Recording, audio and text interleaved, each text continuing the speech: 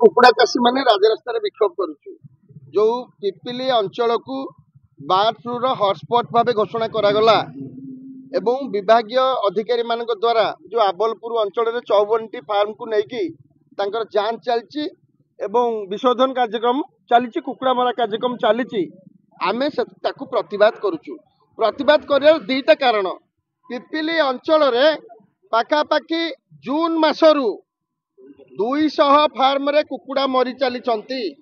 किंतु स्थानीय प्राणी चिकित्सा अधिकारी गोचर रे से कथा नहीं कहीं नहीं चाषी मानकर कौन सी अभियोग को से केतबेले शुणी नांती एबे आबलपुर सैंपल जाइकी नमूना परीक्षा हवा परे जो रिपोर्ट आसिला ताकू नहीं से आबलपुर एरिया रे वर्तमान कुकुड़ा मरा अभियान करिसंती किंतु मुख्य कथा हूँ पिपिली रे 200 फार्म 200 चाषी संक्रमित क्षतिग्रस्त देलांगे 80 फार्म संक्रमित क्षतिग्रस्त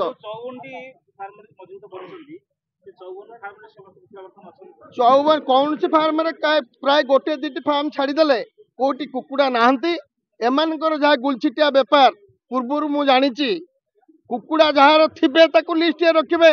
जार नथिबे ताकू भी लिस्ट रे रखिबे तेणुक एप्रति चाषी माने वर्तमान सन्देह अच्छा पिपिली डेलांग कोणास निमापड़ा साक्षीओपाल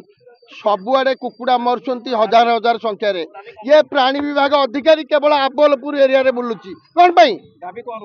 दाबी रहउची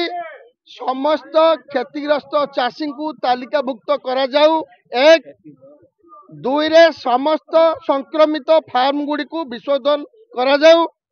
एवं क्षतिग्रस्त तालिका प्रस्तुति करा जाई चाषी मानकू फनी समय रे जो आधार रे क्षतिपूरण दिया जाइतिला सेही नियम को आधार करी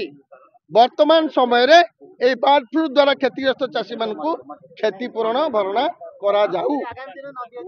आगामी दिन रे जदि न दिया जाए चाषी माने एकाठी हेबे आंदोलन करिवे राजरास्ता को ओल्लैबे लोअर पीएमडी रे जाइकरी हड़ताल करिवे जे पर्यंत क्षतिपूरण न मिली।